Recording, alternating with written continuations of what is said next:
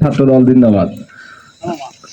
৮ নম্বর word কর্তৃক আয়োজিত আজকের জনসভায় উপস্থিত আছেন আমার 14 জন মুরব্বী, আমার রাজনৈতিক অভিভাবক খন্দকার আব্দুল বারিক সাহেব, সাবেক সদস্য সচিব তারাস পৌর বিএনপি। আরো উপস্থিত আছেন তারাস পৌর বিএনপির সদস্য আবুল কালাম আজাদ, আমার চাচা।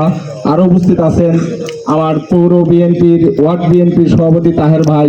আরো উপস্থিত আছেন পৌর ওয়ার্ড বিএনপির ৮ নম্বর ওয়ার্ড বিএনপির সাধারণ সম্পাদক, বড় ভাইয়ের নাম যদিও আমার মনে নাই, নুরুল ইসলাম ভাই। সাংগঠনিক সম্পাদক আছেন মুকুল ইসলাম ভাই। আরো উপস্থিত আছেন ৮ নম্বর ওয়ার্ড বিএনপির নেতৃবৃন্দ, ছাত্রদল, যুবদল, স্বেচ্ছাসেবক দল। আর সবর সঙ্গী হিসাবে উপস্থিত আছেন আমাদের পৌর স্বেচ্ছাসেবক দলের যুগ্ম আহ্বায়ক একবার মামা। উপস্থিত আছেন উপজেলা স্বেচ্ছাসেবক দলের সদস্য আমার বন্ধু মতিন।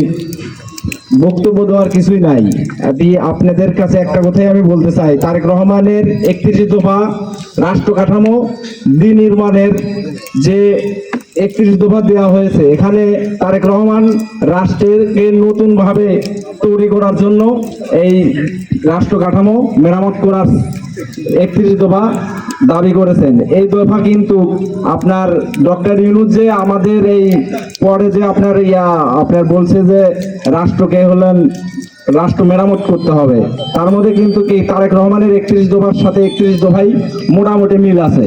এটা কিন্তু এই স্বৈরাচার পলা যাওয়ার পরে কিন্তু তারেক রহমান এটা দেয় না, এটা ২৩ সালে দেওয়া হয়েছিল।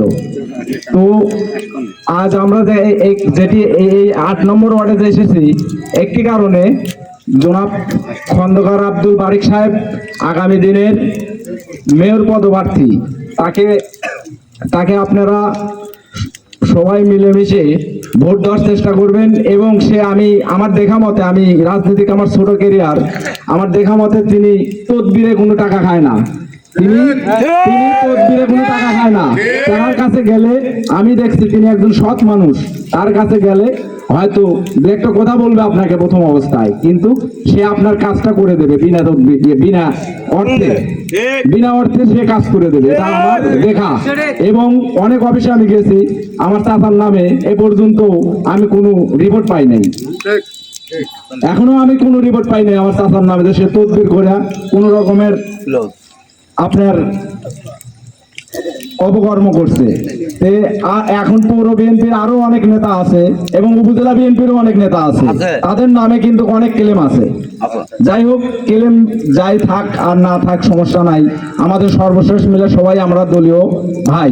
তাই আপনারা আগামী দিনের আব্দুল বারিক খন্দকারের জন্য ভালোভাবে কাজ করবেন এবং তাকে আপনাদের একবার হলেও সুযোগ দেওয়া উচিত। আমি মনে করি, আমি ছাত্র দলের ছোট একটা পোস্টে আছি আপনাদের এই ওয়ার্ডে, আমি তো দেখতেছি ওই রকম ভাবে কই ছাত্র দল নাই, এটি সব মুরব্বীরাই বসে আছে।